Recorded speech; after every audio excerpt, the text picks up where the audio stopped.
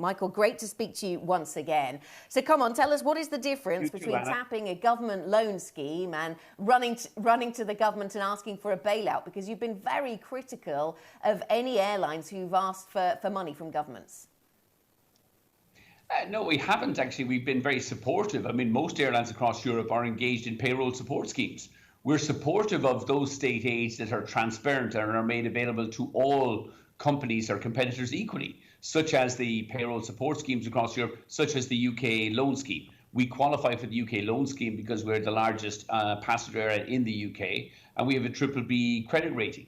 What we're opposed to is, on top of that, is the illegal state aid that Air France, under which Air France will receive about 10 billion, Lufthansa 12 billion, Alitalia, an airline that has been bankrupt for a number of years, has been nationalised and will now receive 3 billion.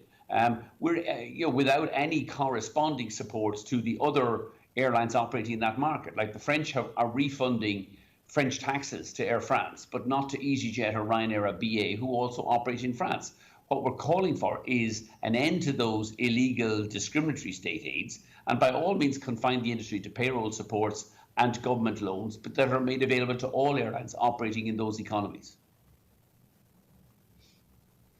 Again, you've been very critical, as you say, of those kinds of schemes. Are you going to be looking to other governments for support, though? Are you going to be looking for some of the payroll support schemes in other countries, such as Spain, and trying to get support from other governments?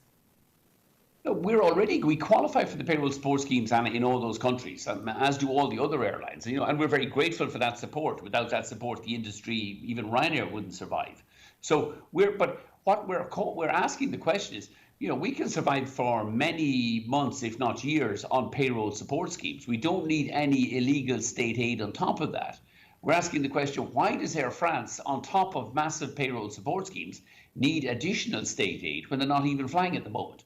Why does Lufthansa need 12 billion when their payroll is being paid entirely by the German, Austrian, Belgian and Swiss governments? What they're doing here is they're filling up their satchels with state aid, and they will use that as we emerge out of the COVID-19 crisis to engage in massive below-cost selling to damage or to distort competition with airlines like Ryanair, EasyJet and BA all across Europe. Or Lufthansa will simply use it to buy up all the rest of the competitors in Europe, like Condor, which is an inevitability once we're through this crisis.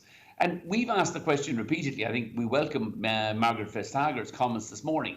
Why is it that the German and the French governments, the people who keep telling everybody else you must obey by the rules, are the biggest state aid dopers in all of this, when other governments like the UK, the Irish, the Spanish, the Central and Eastern European governments are not bailing out their airlines because we don't need those bailouts?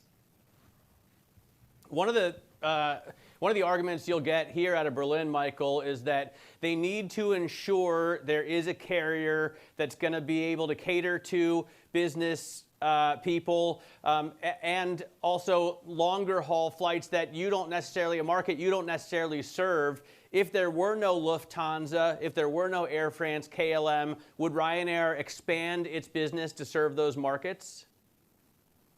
Well, no, I mean, firstly, the argument is completely specious anyway. I mean, the long haul will take longer to recover, but BA and Iberia all fly long haul, and they're not seeking state aid.